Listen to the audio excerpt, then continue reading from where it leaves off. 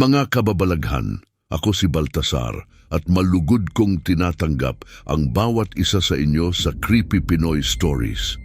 Huwag kalimutang pindutin ang like at mag-subscribe kung kayo'y mga tagahanga ng mga nakakakilabot at orihinal na kwentong katatakutan sa wikang Tagalog, upang hindi ninyo mapalampas ang bawat kapanapanabik na pag-upload natin. Sa modernong kapihan ng BGC, isang misteryosong barista at ang tila sinasadyang pagkakamali sa mga order ang magbubukas ng pinto sa hindi maipaliwanag na mga pangyayari.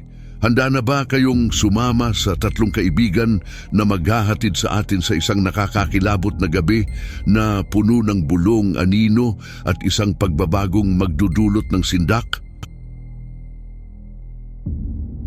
Sa isang modernong kapehan sa Bonifacio Global City, pumasok sina Nathan, Jasper at Erica, tatlong kaibigan at profesional na nagtatrabaho sa iba't ibang larangan.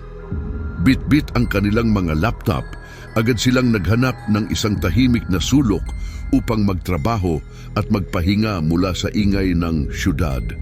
Ang kapehan ay isang oasis sa gitna ng abalang lungsod, isang lugar kung saan maaaring magtagpo ang mga tao at magbahagi ng mga kwento at karanasan habang tinatamasa ang bango ng bagong gawang kape. Habang inaayos ni Jasper ang kanyang laptop, napansin niya na mali na naman ang order niyang avocado toast na dala ni Manong Greg, ang barista na may edad na at kilala sa kapehan dahil sa kanyang misteryosong aura at lumang estilo ng paggawa ng kape. Manong Greg, mali na naman po ito ang reklamo ni Jasper. Hindi na itinatago ang kanyang pagkainis. Tumango lamang si Manong Greg, ang kanyang mga matay tila nagtatago ng libo-libong kwento at umalis ng walang anumang pagpapaliwanag. Nagbigay ng suhestyon si Erica na subukan na lang ni Jasper na mag-order ng ibang pagkain. Ngunit hindi mapigilan ni Jasper ang magtaka at magreklamo sa tila sinasadyang pagkakamali ni Manong Greg na lagi na lang nangyayari sa kanyang order. Baka naman may dahilan, Jasper. Subukan mo kaya minsan ng iba, payo ni Erica na tila may alam na hindi niya sinasabi.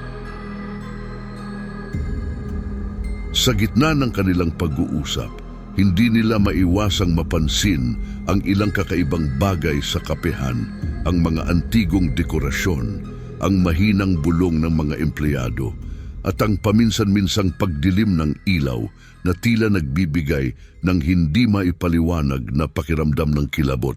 Ang mga anino sa sulok ay tila kumikilos at ang bawat sulyap sa labas ng bintana ay nagbibigay ng pakiramdam na may mga matang nakamasid mula sa kadiliman.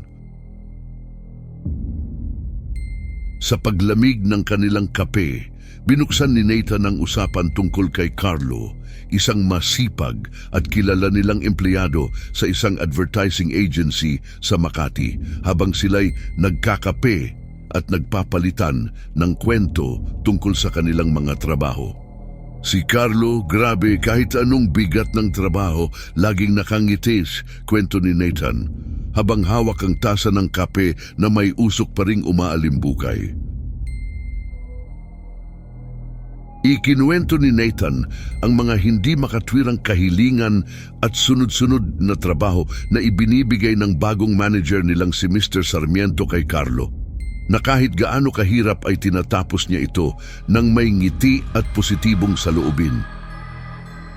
May iba pa ba akong pwedeng gawin para makatulong? Ito ang madalas na tanong ni Carlo na parang walang kapaguran at laging handang magbigay ng tulong sa iba. Sa bawat kwento ni Nathan, makikita sa mukha ni Jasper at Erica ang pagtataka at paghanga sa pasensya at dedikasyon ni Carlo, ngunit may bahid din ng pag-aalala sa posibleng epekto ng labis na stress sa kanyang pagkatao. Hindi kaya sumabog din siya balang araw? Tanong ni Erica. Ang kanyang boses ay puno ng pag-aalala. Ang kwento ni Nathan ay nagtapos sa isang nakakabiging katahimikan. At sa labas ng kapehan, ang pagdilim ng ilaw ay tila nagpapahiwatig ng mas madilim na mga pangyayaring naghihintay na mabunyag. Habang lumalalim ang gabi at ang mga ilaw sa kapehan ay nagsimulang magdim, mas naging seryoso ang tono ni Nathan. Alam niyo yung huling proyekto na ibinigay ni Mr. Sarmiento kay Carlo, yung imposibleng tapusin sa isang gabi lang. Tanong niya, habang ang kanyang mga kaibigan ay nakikinig ng may pag-alala. Tumango si Jasper, yung marketing campaign para sa isang malaking launch, di ba? Paano nga ba niya yun natapos? Napabuntong hininga si Nathan. Nagtrabaho si Carlo ng walang tigil, walang pahinga, at sa hindi maipaliwanag na paraan, natapos niya ang proyekto bago pa man sumikat ang araw. Kaso, patuloy ni Nathan, hindi tinanggap ni Mr. Sarmiento ang trabaho. Pinagawa niya ulit kay Carlo na para bang walang halaga ang kanyang pagsisikap at oras. Ang kanyang mga salita ay nagdala ng bigat sa hangin at ang kanilang mga tasa ng kape ay tila naging mas mabigat sa kanilang mga kamay. Sa pag-uulit ng gawain hanggang hating gabi, unti-unting nawala ang ngiti sa mukha ni Carlo.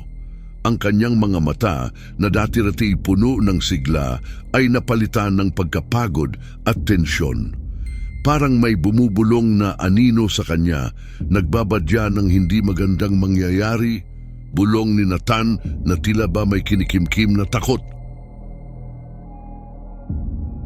Ang kwento ni Nathan ay nagdulot ng malamig na simoy sa kanilang paligid, na tila ba may hindi nakikitang bisita na sumasali sa kanilang usapan. At sa bawat salita, ang paghihintay sa susunod na pangyayari ay nagiging mas nakakabigat sa dibdib. Sa gitna ng kanilang kapehan, ang paligid ay tila lalong nagdilim habang patuloy ang pagkukwento ni Nathan. Isang gabi, hindi na nakayanan ni Carlo, anya. Ang boses niya ay halos pabulong. Sinugod niya si Mr. Sarmiento sa opisina. Habang naglalarawan si Nathan, tila naririnig nila ang sigawan at ingay ng komosyon. Parang may pumutok na bagyo sa loob ng opisina, sabi niya. At sa gitna ng gulo, nagpakita si Carlo ng kakilakilabot na pagbabago. Ang mukha niyang dati-rati ay puno ng pag-asa. Ngayon ay nagdulot ng hindi may paliwanag na pinsala. Nanlaki ang mga mata ni Jasper at Erica, hindi makapaniwala sa kanilang naririnig. At yung ballpen, patuloy ni Nathan, ang paboritong ballpen ni Mr. Sarmiento, durog na durog, parang simbolo ng pagkawasak ng lahat ng pinaghirapan ni Carlo. Ang kwento ay nagdala ng isang malamig na katahimikan sa grupo. Ang takot at pagkabahala ay mababakas sa mukha ni Jasper at Erica habang iniisip ang biglaang pagbabago ni Carlo. Ang kadiliman na kinikimkim sa kanyang pagkatao ay lumabas na at ang tanong na naglalaro sa kanilang isipan, ano ang susunod na mangyayari? Sa paghupa ng tensyon sa kapehan, ibinahagi ni Nathan na si Carlo ay agad na dinala sa isang mental health facility sa Mandaluyong, habang si Mr. Sarmiento naman ay tinanggal sa trabaho matapos ang paglabas ng CCTV footage. Grabe, hindi ko nakala na abot sa ganun, sabi ni Jasper habang inuugoy ang kanyang tasa ng kape. Nakita niyo ba yung footage? Parang hindi si Carlo yung nandoon, parang ibang tao. Kumalat ang balita na si Carlo ay nakatakas mula sa pasilidad at naghanap ng paghihiganti kay Mr. Sarmiento na nagdulot ng pagkabahala sa kanilang komunidad.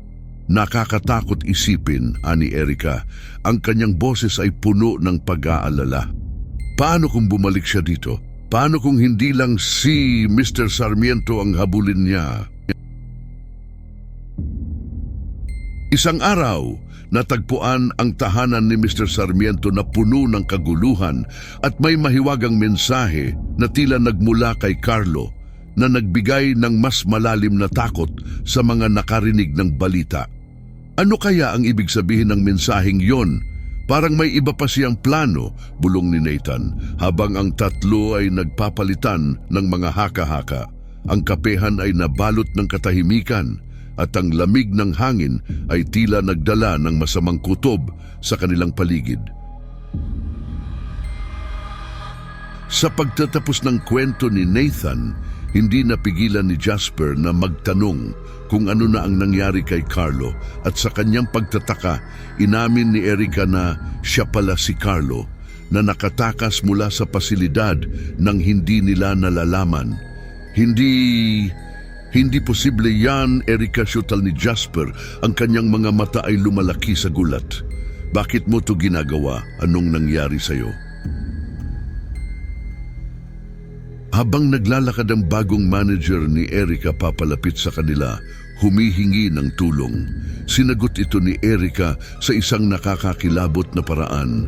Walang problema, boss, na tila nagpapahiwatig ng isang mas malalim at madilim na kasaysayan na maaaring maulit at nagbigay ng isang nakakatakot na wakas sa kanilang kapehan.